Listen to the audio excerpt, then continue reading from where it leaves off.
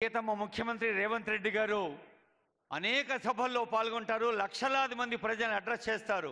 అన్ని సభలు వేరు, ఈ సభ వేరు. ఒక బడి 150 ఏళ్ల పండుగ జరుపుకోవటం అనేది ఒక చారిత్రాత్మకం. బహుశా ఆనరబుల్ సీఎం కూడా ఒకసారి డౌన్ ద మెమరీ లేన్ బార్ బార్ ఆతీయ ముసుకో మధుర్ యాద్ బచ్పన్ మేరీ అని కొండారెడ్డిపల్లెకి వెళ్ళిపోయి ఉంటారు, బాల్యంలోకి వెళ్ళిపోయి ఉంటారు, వంగూరులోకి వెళ్ళిపోయి ఉంటారు. తన విద్యార్థి దశ గుర్తొస్తుంది. మరి ఈ సందర్భంలో ఇంత అద్భుతమైన సందర్భాన్ని మనకు మధుర జ్ఞాపకంగా ఇచ్చిన ఆనరబుల్ సీఎం గారికి గట్టిగా చప్పట్లు కొట్టి స్వాగతం పలుకుదాం. 150వ మూడు రంగుల జెండా బట్టి సింగమోలే కదిలినాడు ఒక్కరో కాంగ్రెస్ సూర్యుడు మన రేవంత్ అన్న నిగ్గదీసి అడిగే మునగాడు విడు భూమిన వానైతాడు బీద సాదల ధైర్యం వీడు.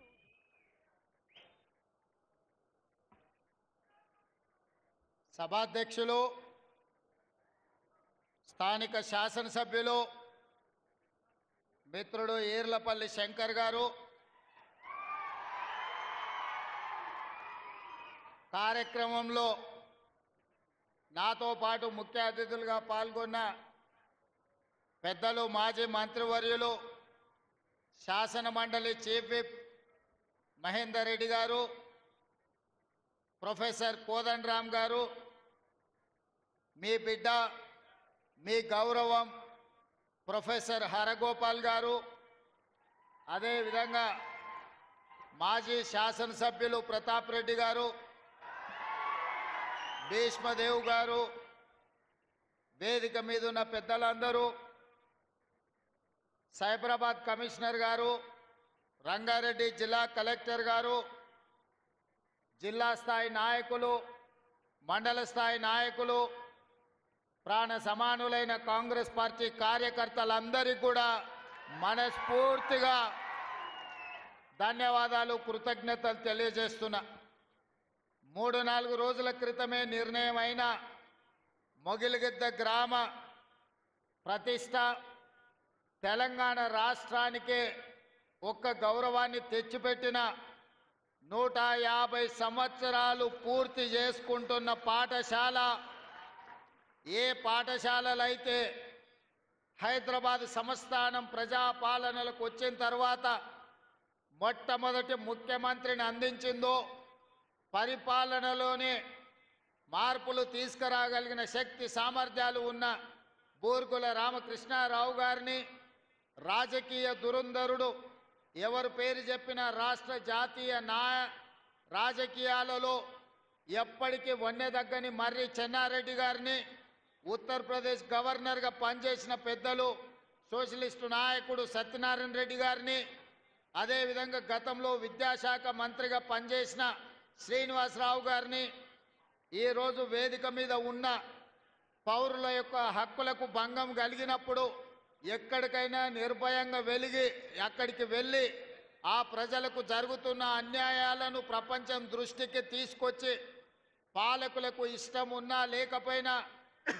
ప్రజల యొక్క హక్కుల కోసం కొట్లాడే పెద్దలు హరగోపాల్ గారికి, వీళ్ళందరినీ కూడా ఈరోజు ఈ కార్యక్రమానికి ఆహ్వానించి ఇంత పెద్ద కార్యక్రమాన్ని ఏర్పాటు చేసినందుకు మిమ్మల్ని అందరినీ మనస్ఫూర్తిగా అభినందిస్తున్నా. మిత్రులారా, పాలమూరు బిడ్డగా తెలంగాణ రాష్ట్ర 2వ ముఖ్యమంత్రిగా ఈరోజు 150 సంవత్సరాలు పూర్తి చేసుకున్న మొగిలిగిద్ద పాఠశాలను ఆధునీకరించడానికి ఈ కార్యక్రమంలో పాల్గొనడం ఇది నాకు ఒక గొప్ప గౌరవం అని చెప్పి నేను ఈ సందర్భంగా తెలియజేస్తున్నా. ఆనాడు నిజాం పాలనలో ఉర్దూలో ప్రారంభమైన ఈ పాఠశాల ఈరోజు ఈ స్థాయిలోకి రావడం, ఈ గ్రామం ఆదర్శంగా నిలబడాలన్న ఆలోచనతో ఇక్కడ పాఠశాలలతో పాటు జూనియర్ కాలేజ్తో పాటు ఈరోజు అడ్వాన్స్ టెక్నాలజీ సెంటర్లను అందించి పాఠశాలకు ఒక 10 కోట్ల రూపాయలు, మొగిలిగిద్ద గ్రామం కోసం సీసీ రోడ్ల కోసం 5 కోట్ల రూపాయలు, అదేవిధంగా లైబ్రరీ కోసం, గ్రామ పంచాయతీ బిల్డింగ్ కోసం 1 కోటి రూపాయలు, అదేవిధంగా మైనారిటీ షాదీఖానా కోసం మా మిత్రుడు ఈర్లపల్లి శంకర్ గారు అడిగినరు తప్పకుండా వాటిని కూడా మంజూరు చేసి మొగిలిగిద్ద గ్రామాన్ని అభివృద్ధి చేసే బాధ్యత ఈరోజు తెలంగాణ రాష్ట్ర ప్రభుత్వం తీసుకుంటుంది.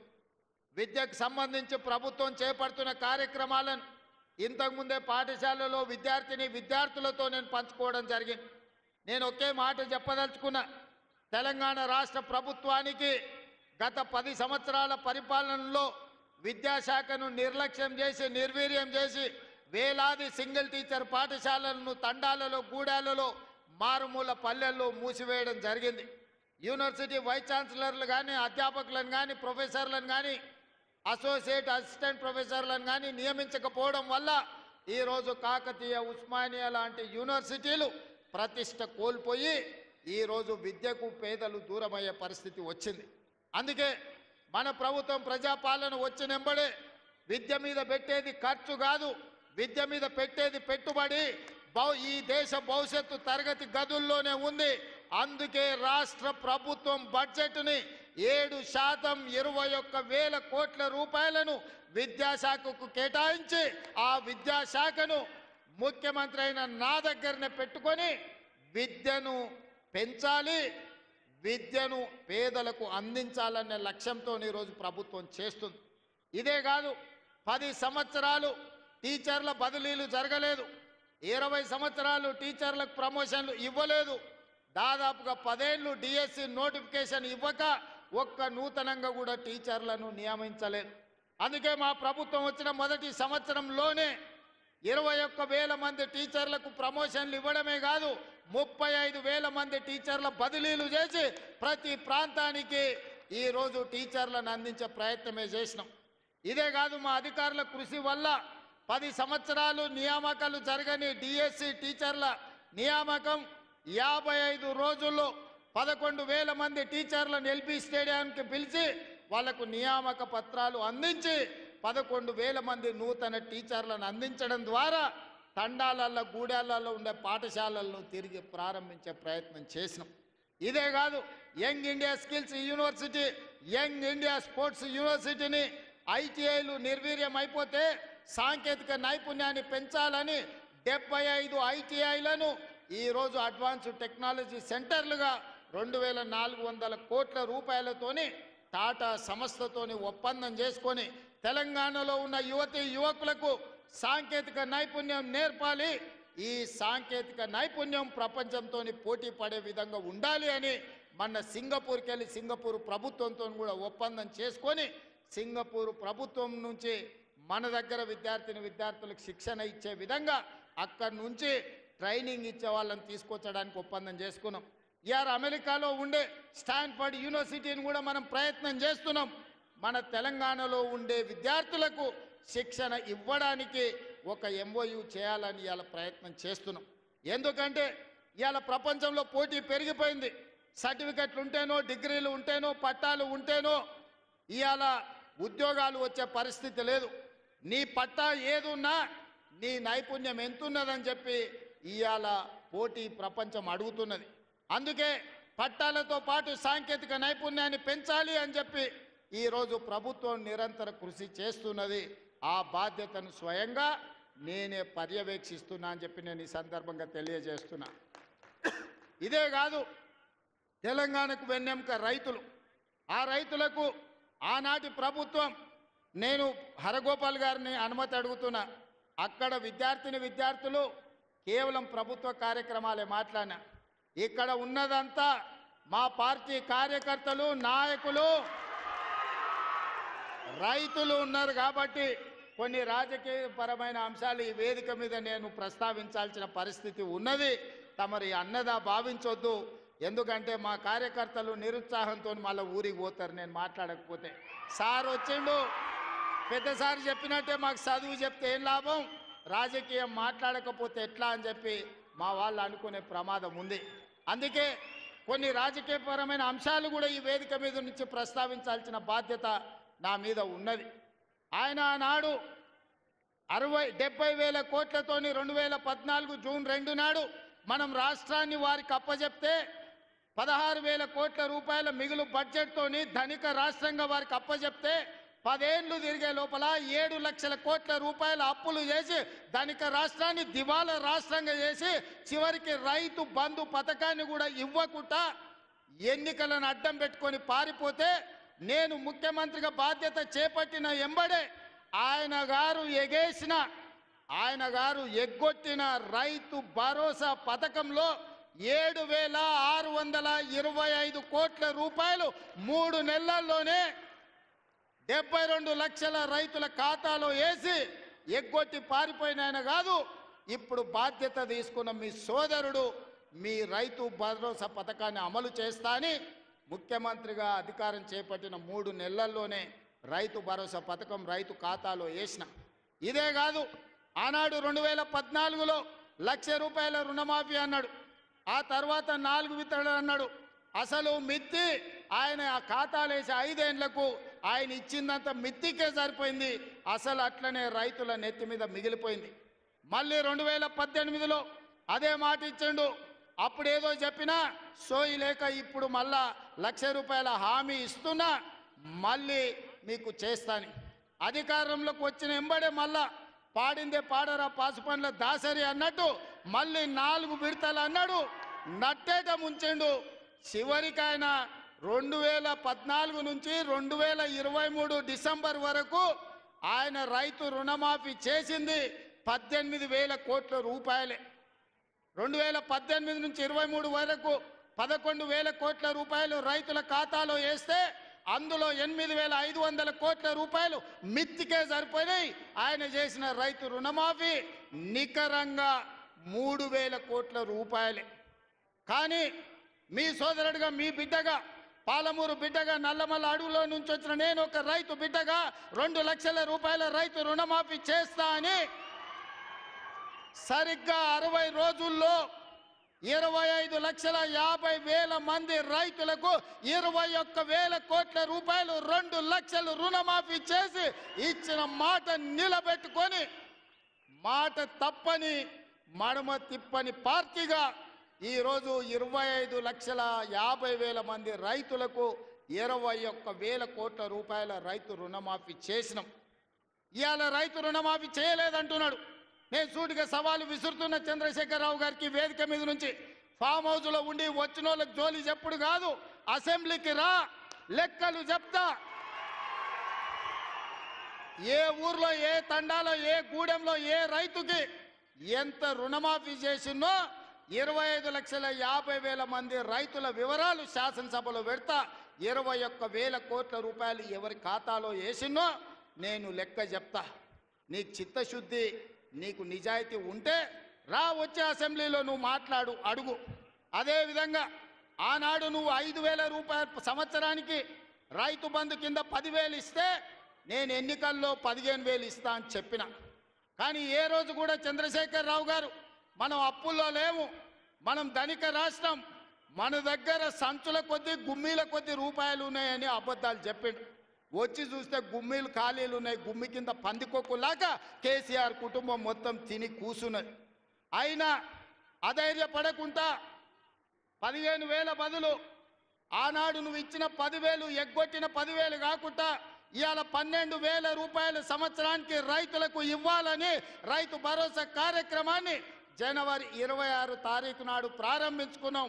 మార్చి 31 లోపల ప్రతి ఎకరాకు వ్యవసాయ యోగ్యమైన భూమికి ఎకరాకు 6,000 చొప్పున మీ ఖాతాలో వేసే పూచి నాది అని నేను ఈ వేదిక మీద నుంచి చెప్పదలుచుకున్నా. ఆయన అంటుండు ఎగ్గొడతారని. నేను నీలాక మాట చెప్పి ఎగ్గొట్టేటోని కాదు. దళితులకు 3 ఎకరాలని ఎగ్గొట్టినావు, దళిత ముఖ్యమంత్రి అని ఎగ్గొట్టినావు, డబల్ బెడ్రూమ్ ఇండ్లు అని ఎగ్గొట్టినావు. ఇట్లా చెప్పుకుంటూ వెళ్తే 100 మాటలు ఇచ్చి ఎగ్గొట్టిన చరిత్ర నీది, పంగనామాలు పెట్టిన చరిత్ర నీది. చంద్రశేఖరరావు 10 ఏళ్ళు పరిపాలన చేసి ప్రజల దగ్గరకు పోతే డిసెంబర్లో అధికారం కోల్పోయినావు, జూన్లో డిపాజిట్లు కోల్పోయినావు పార్లమెంట్లో. ఇప్పుడు మెదడు కూడా కోల్పోయినట్టే ఉన్నాడు ఆయన పెద్ద మంచి ఫామ్ హౌస్లో పండుకొని. డిసెంబర్లో ఆయన అన్నీ చెప్పిండు. ఆయన గుడిలు దర్గాలకు దస్తీలు కప్పిండు, గుడిలకు పోయి దండాలు పెట్టిండు.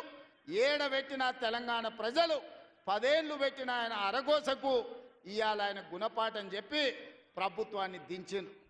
అట్లే అబద్ధాలు చెప్తే పార్లమెంట్లో గుండు సున్నా ఇచ్చిండ్రు, ఆయన గాడిద గుడ్డి ఇచ్చిర్రు, అయినా బుద్ధి మారలే. 14 నెలల నుంచి అంట ఆయన ఫామ్ హౌస్లో వండుకొని గంభీరంగా చూస్తున్నాడు. ఎవరిని చూస్తున్నావా గంభీరంగా? అచ్చోసిన ఆంబోతులాక నీ కొడుకుని అల్లుని ఊరు మీద వదిలినావు. మైసమ్మ మన ఏంది జాంగిర్పీర్ల దర్గాకు వదిలిన మేకపోతులాక ఊరు మీద పడి మేస్తా ఉన్నారు నీ కొడుకు నీ అల్లుడు. మన జాంగిర్పీర్ల దర్గా కోసుకుంటాం కదా మనం, అట్లా జాంగిర్పీర్ల దర్గాను కూడా మోసం చేసిన 100 కోట్లు ఇస్తాను మా శంకర్ చెప్తున్నాడు. ఇవాళ రాజన్న సిరిసిల్ల ఆలయానికి 100 కోట్లు ఇస్తాను, ఆ దేవుని మోసం చేసినాం. ఈడ దర్గాను మోసం చేసినాం. పాలమూరులో ప్రాజెక్టులు కడతా అని, పాలమూరు రంగారెడ్డి ఎత్తిపోతలు పూర్తి చేస్తా అని, కల్వకుర్తి, భీమా, నెట్టంపాడు, కోయిల్ సాగరు, జూరాల, ఆర్జీఎస్, తుమ్మిళ్ళ ప్రాజెక్టులను కడతా అని చెప్పి పాలమూరుకు మాట ఇచ్చి పాలమూరుని ఎండబెట్టి ఎగవేసిన దుర్మార్గుడివి నువ్వు ఈరోజు సంవత్సరం పూర్తి కాకముందే మా మీద వడేడుస్తురట. ఆయన కోసం ఎదురు చూస్తురట. ప్రజలందరూ బాధపడుతురట. అయ్యా చంద్రశేఖరరావు గారు, 4 కోట్ల ప్రజలు ఎవ్వరు బాధపడతలేరు. రైతులకు రైతు భరోసా వచ్చింది, రైతులకు రైతు రుణమాఫీ జరిగింది, విద్యార్థులకు ఫీజు రియంబర్స్మెంట్ ఇచ్చినాం, రాజీవ్ ఆరోగ్యశ్రీ 10 లక్షలకు పెంచినాం, పేదలకు ఇండ్లల్లా 200 యూనిట్లు ఉచిత కరెంట్ ఇచ్చినాం, ఆడబిడ్డలకు 500 రూపాయలకే సిలిండర్ ఇచ్చినాం. అదేవిధంగా ఆడబిడ్డలకు ఆర్టీసీలో ఉచితంగా బస్సు ప్రయాణం ఇచ్చినాం. 120 కోట్ల మంది ఆడబిడ్డలు ఈరోజు తెలంగాణ రాష్ట్రంలో ఉచిత బస్సు ప్రయాణం చేస్తున్నారు. దానికి 4,000 కోట్ల రూపాయలు ఖర్చు పెట్టినాం. ఇవాళ 10,000 కోట్ల రూపాయలు రాబోయే మార్చి 31 లోపల రైతు భరోసా పథకం కింద పేదల ఖాతాలో వేస్తాం. ఉపాధి హామీ కూలీలకు కూడా ఇవాళ ప్రతి కుటుంబానికి 12,000 రూపాయలు ఇచ్చినాం. ఇదే కాదు, తెలంగాణ సమాజానికి నిరుద్యోగ సమస్య, అలాంటి నిరుద్యోగ సమస్యను పరిష్కరించడానికి మొదటి సంవత్సరంలోనే 55,143 ప్రభుత్వ ఉద్యోగాలు ఇచ్చి దేశంలోనే చరిత్ర సృష్టించిన రాష్ట్రం తెలంగాణ రాష్ట్రం. నువ్వు 10 ఏళ్ళు ఇవ్వలేని ఉద్యోగాలు మొదటి సంవత్సరంలోనే 55,143 ఉద్యోగాలు ఇచ్చిన చరిత్ర మాది. వీటన్నిటి మీద నీకు చిత్తశుద్ధి ఉంటే, నీ నాయకత్వం మీద నీకు నమ్మకం ఉంటే నువ్వు రా అసెంబ్లీలో. ఈ వివరాలన్నీ అసెంబ్లీలో పెడతా, చర్చ చేద్దాం. ఆయన కొడితేనంట బలంగా కొడతాడంట, సరిగ్గా నిలబడేది నేర్చుకొని ఆయన కట్టలేకుండా. నీ పరిస్థితి ఎట్లుందో తెలంగాణ సమాజానికి తెలియదా? నువ్వు తూగుతున్నావా, సోగుతున్నావా, నువ్వు నిలబడగలిగే పరిస్థితిలో ఉన్నావా? ఆయన బలంగా కొడతాడంట, ఆయన లేచి వస్తాడంట. సోషల్ మీడియాలో నాకు ఆయనకు పోటీ పెడితేనంట ఆయనకు లైక్లు ఎక్కువ వచ్చినాయంట. టిక్టాక్లో 10 ఏళ్ళు ముఖ్యమంత్రి చేసినోడు, కేంద్ర మంత్రి చేసినోడు ఇవాళ టిక్టాక్లో కేసీఆర్కు రేవంత్ రెడ్డికి పోటీ పెడితే ఆయనకు లైక్లు ఎక్కువ వచ్చినాయంటే నాకు తక్కువ వచ్చినాయంటే ఇవాళ వాళ్ళ కార్యకర్తలతో మాట్లాడుతున్నాను. నేను అడగదలుచుకున్నా, ఆ మధ్యలో బాలీవుడ్లో కూడా సల్మాన్ ఖాన్కు, రాఖీ సావంత్కు కూడా టిక్టాక్లో పెడితే రాఖీ సావంత్కి ఎక్కువ లైకులు వచ్చినాయి. అంత మాత్రాన ఆమె సల్మాన్ ఖాన్ కంటే గొప్ప నటుడు నటురాలు అనేవారని అనుకుంటారా? ఇవాళ చివరికి ప్రజలు తిరస్కరించి ప్రజలు డిపాజిట్లు జప్తు చేస్తే ముఖం జల్లక ఫామ్ హౌస్లో వండుకున్న చంద్రశేఖరరావు సోషల్ మీడియా టిక్టాక్లో నాకు లైక్లు వచ్చినాయని చెప్పుకునే పరిస్థితికి వచ్చిందంటే ఆయన మానసిక పరిస్థితి ఎట్లుందో తెలంగాణ సమాజం అర్థం చేసుకుంటుంది. పెద్ద మనిషి ఆయన వయసులో, నేనేం కాదంటలేను. ఆయన పిల్లలు యమకింకర్లాగా తయారై ఊరి మీద పడి మేస్తున్నారు.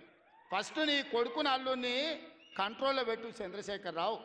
నువ్వు రా సభకు 5 తారీఖు నాడో 6 తారీఖు నాడో స్పీకర్ గారు అనుమతి తీసుకొని ఏబిసిడి వర్గీకరణ మీద మా మాదిగ సోదరుల 35 ఏళ్ల పోరాటం, అదేవిధంగా 100 సంవత్సరాలు బ్రిటిషర్స్ ఉన్నప్పుడు కులగణన చేసిరు. 100 ఏళ్ల వరకు బలైన వర్గాలు ఎంతమంది ఉన్నారో వాళ్ళ లెక్క వాళ్ళకే తెలియదు. ఎంతోమంది ప్రధానమంత్రులు, ముఖ్యమంత్రులు మారినారు కానీ బీసీల లెక్కలు తేల్చలేదు. కానీ భారత్ జోడోలో రాహుల్ గాంధీ ఇచ్చిన మాట ప్రకారం ఈరోజు కాంగ్రెస్ పార్టీ బీసీల లెక్కలు తేల్చింది, ఇంటింటికి పోయింది, లెక్క కట్టింది. రాబోయే 2 తారీఖు నాడు బీసీ కులగణన నివేదిక రాబోతుంది. అదేవిధంగా మాదిగల వర్గీకరణ మీద కూడా జ్యుడిషియల్ కమిషన్ నివేదిక ఇవ్వబోతుంది. ఫిబ్రవరి మొదటి వారంలో అసెంబ్లీలో బీసీ కులగణన మీద, అదే విధంగా మాదిగల వర్గీకరణ మీద సభను పెట్టబోతున్నాం. నీకు చేతనైతే చిత్తశుద్ధి ఉంటే సభకు రా, చర్చ చేద్దాం. నువ్వా మేమా తేల్చుకుందాం. నీ ఫామ్ హౌస్లో నీ వంది మాగదులను, నీ భజన చేసేటోళ్లను నువ్వు వాళ్ళను జమేసుకొని వాళ్ళ ముందల పొంకనాలు కొట్టకు. చంద్రశేఖరరావు, నువ్వు కాలం జల్లిపోయిన 1000 రూపాయల నోటువే. ఆ నోటు పెట్టుకుంటే ఎవడైనా జైలుకే వెళ్తాడు. ఒకప్పుడు 1000 రూపాయలకు చాలా విలువ ఉండే 1000 నోటుకి. అవునా? 1000 నోట్లు ఉన్నాయంటే అని మునగాని కింద చూసేది. ఇప్పుడు 1000 నోట్ల రూపాయలు ఉన్నాయంటే తీసుకుపోయి బొక్కలేస్తారు. చంద్రశేఖరరావు గారు కూడా రద్దయిపోయిన 1000 రూపాయల నోటు. ఇంకా దానికి విలువ లేదు. తెలంగాణ సమాజంలో నిన్ను అడిగేటోళ్ళు లేరు. చంద్రశేఖరరావు, నువ్వు ఫామ్ హౌస్లో ఉండి ప్రజలతో నీకు బంధం తెగిపోయినట్టుంది. ప్రజలు ఏం ఆలోచన చేస్తున్నారో చూడు. రైతులకు రైతు భరోసా అందింది. ఇది నా జవాబు లెక్కల అసెంబ్లీలో చెప్తా. రైతులకు 21,000 కోట్ల రూపాయల రుణమాఫీ జరిగింది. రైతులకు వడ్ల కోసం 500 రూపాయల బోనస్ ఇచ్చినాం. రైతులకు వ్యవసాయానికి 24 గంటలు ఉచిత కరెంట్ ఇచ్చినాం. రైతులకు 200 యూనిట్లు ఇంట్లో ఇవాళ ఉచితంగా ఇస్తున్నాం. ఆడబిడ్డలకు బస్సు ఉచితం ఇచ్చినాం. ఆడబిడ్డలకు 500 రూపాయలకు సిలిండర్ ఇచ్చినాం. ఇవాళ యువకులకు 55,143 ఉద్యోగాలు ఇచ్చినాం మొదటి సంవత్సరంలో. ఒకవేళ మమ్మల్ని అభినందించడానికి నీకు మనసు రాకపోతే అదే ఫామ్ హౌస్లో అట్లే వండుకొని ఉండు. నిన్నెవ్వరు అడుగుతలేరు, కడుగుతలేరు, కొడతలేరు. కాబట్టి ఇవాళ ఇన్ని రకాల సంక్షేమ కార్యక్రమాలు ముందుకు తీసుకొని వెళ్తున్నాం. చంద్రశేఖరరావు గారు, నువ్వు రా అసెంబ్లీకి. ఎందుకంటే నాకు గద్దర్ ప్రోగ్రాం ఉంది, ఇంకా చాలా విషయాలు చెప్పాలి. ఎల్పి ఇప్పుడు ఇవాళ రవీంద్ర భారతిలో గద్దర్ గారి కార్యక్రమం ఉంది. అర్జెంటుగా నేను బయలుదేరాల్సి వస్తుంది కాబట్టి మిగతా వివరాలు గద్దర్ వేదిక మీద చెప్తా, ఆ తర్వాత అసెంబ్లీలో చెప్తా. ఇంత పెద్ద కార్యక్రమాన్ని ఏర్పాటు చేసి అద్భుతంగా నిర్వహించిన పెద్దలందరికీ, ముఖ్యంగా ప్రాణ సమానులైన కాంగ్రెస్ పార్టీ కార్యకర్తలందరినీ మనస్ఫూర్తిగా అభినందిస్తున్నా. రాబోయే ఎన్నికలు మీవే. శంకర్కు ప్రతాప్ రెడ్డికి ఆదేశాలు ఇస్తున్నా. వార్డు మెంబర్లు, సర్పంచులు, ఎంపీటీసీ, జడ్పీటీసీలను గెలిపించుకునే బాధ్యత వాళ్ళదే.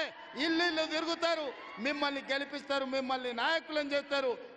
గ్రామాన కార్యకర్తలకు నా విజ్ఞప్తి, రేపు సర్పంచ్, ఎంపీటీసీ, జడ్పీటీసీ ఎన్నికలు 100% మనం గెలవాలని తెలియజేస్తూ మీ అందరి దగ్గర సెలవు తీసుకుంటున్నా. జై కాంగ్రెస్! గట్టిగా జై కాంగ్రెస్! బట్టి సింగమోలే